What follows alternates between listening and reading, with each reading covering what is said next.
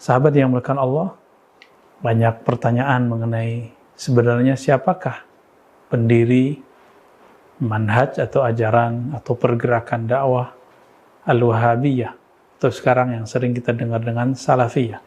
Di Indonesia kita lebih sering mendengarnya dengan istilah Salafi, sedangkan di jiran, di Singapura, di Malaysia, Brunei, biasanya ulama-ulama di sana menyebutnya Wahabi atau Wahabiyah.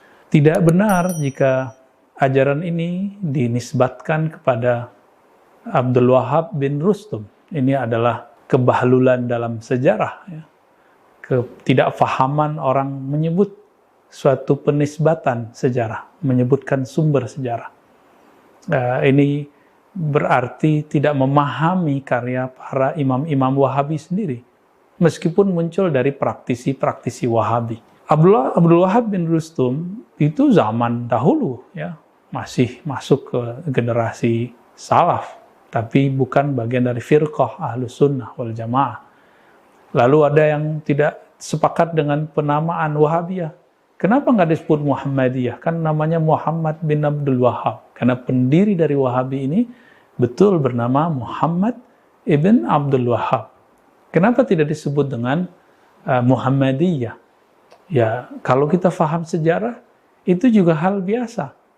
Mazhabnya Imam Ahmad yang merupakan mazhab Hanbali, beliau membuat mazhab sendiri, disebut Hanbali, bukan disebut Ahmadiyah. Ahmad ibn Hanbal. Kenapa tidak disebut mazhab Ahmadi?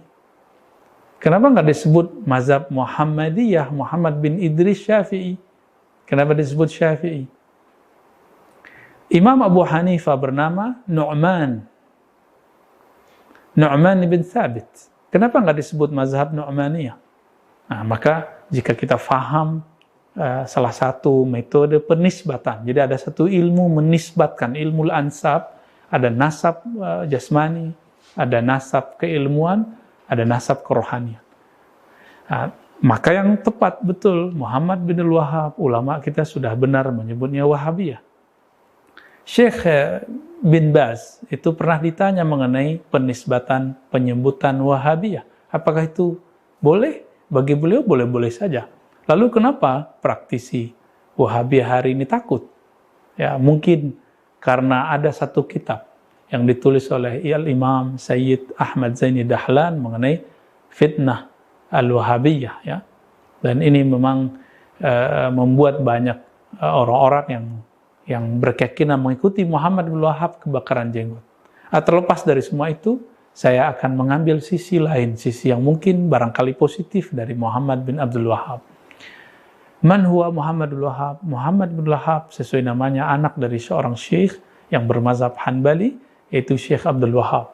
Dia punya tradisi dari keluarganya, pecinta turas Syekhul Islam Ibn Taimiyah rahmatullah alaih, yang wafat 729 Hijriah. Adapun Muhammad bin Abdul Wahab ini, ya kira-kira tahun 1200-an atau lebih tepatnya tahun 1703 dan wafat di akhir tahun 1700-an, ya, 1790-an.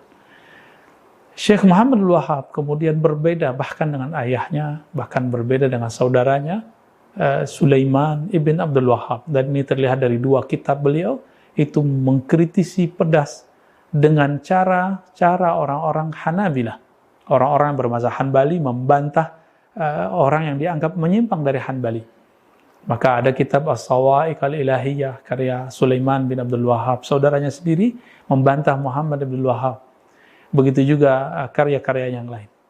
Tapi terlepas dari itu, Syekh Muhammad bin Wahab adalah orang yang sangat-sangat rajin sekali membaca turas Ibnu Taimiyah dan melakukan rihlah. Salah satu tradisi ulama dahulu melakukan rihlah, safar, perjalanan jauh untuk berguru, karena dulu belum ada madrasah seperti saat ini. Maka beliau berguru ke ulama Makkah, Madinah. Di Madinah beliau bertemu dengan Al-Syekh Ibnu Saif, seorang yang bermazhab Syafi'i, guru Sahih Bukhari, Sahih Muslim, yang pertama kali memfatwakan haramnya syurbud dukhan, haramnya menghisap rokok. Itu yang diambil oleh beliau.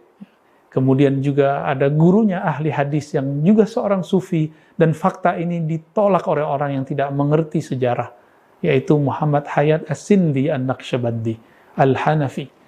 Jadi ternyata Syekh Muhammad bin Wahab pernah berinteraksi dengan seorang sufi. Sufinya lebih dominan ahli hadisnya. Mungkin karena dominan ilmu atharnya, ilmu hadisnya, maka Syekh Muhammad bin Wahab sangat nyaman dengan Syekh Muhammad Hayat As-Sindi. Dari namanya terlihat As-Sindi, An-Naqsyabandi, Al-Hanafi, ada tambahan belakangnya Al-Madani karena beliau tinggal di Madinah. Muhammad Hayat As-Sindi, namanya muncul dalam biografi Syekh Muhammad bin Wahab yang ditulis oleh Syekh bin Baz, Syekh Utsaimin, bahkan Syekh Shalih Fauzan. Lalu kenapa hari ini orang tidak terima dan mengatakan kalau Syekh Muhammad bin Wahab tidak pernah berguru ke sufi? Dia berguru ke sufi. Itu sebabnya ketika banyak isu mengenai takfir, pengkafiran Syekh Muhammad bin Wahab terhadap kalangan sufi, Syekh Busiri dengan syairnya, diwannya, dengan salawat-salawatnya, kemudian Ibn Arabi, juga Ghazali, dan lain-lainnya.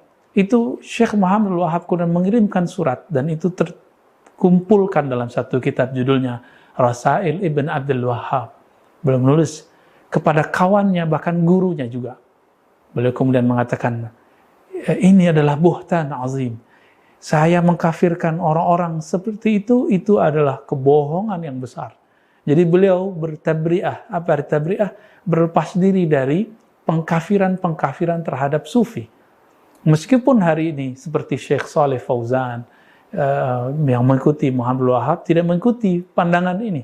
Syekh Shalih Fauzan bersikukuh mengatakan bahwa kalam yang ada dalam teks Al-Busiri itu kalam kufriyah syirkiyah. Ada kesyirikan. Kalau kufur syirik berarti bisa dikatakan pelakunya kafir. Sepertinya mereka tidak mengikutinya dengan sepenuh hati ya. Jika tidak sesuai dengan manhajnya, maka dia mengambil manhaj yang tersendiri. Sahabat yang dimuliakan Allah, fakta ini sulit dibantah. Kenapa? Karena nama-nama mereka tertulis dalam karya-karya yang ditulis oleh para imam-imam Wahabiyah.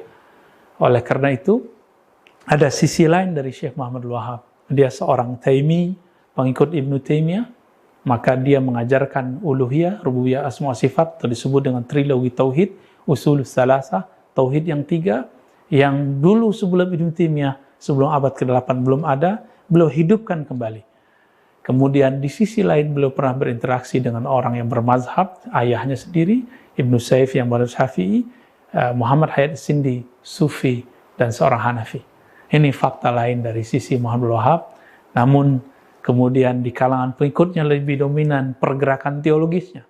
Sisi-sisi zauqiyah, rohaninya sepertinya jarang kita temui hari ini.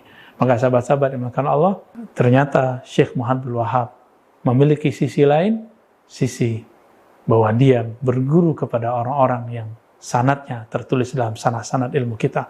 Wassallallahu ala nabiyina Muhammad. Assalamualaikum warahmatullahi wabarakatuh.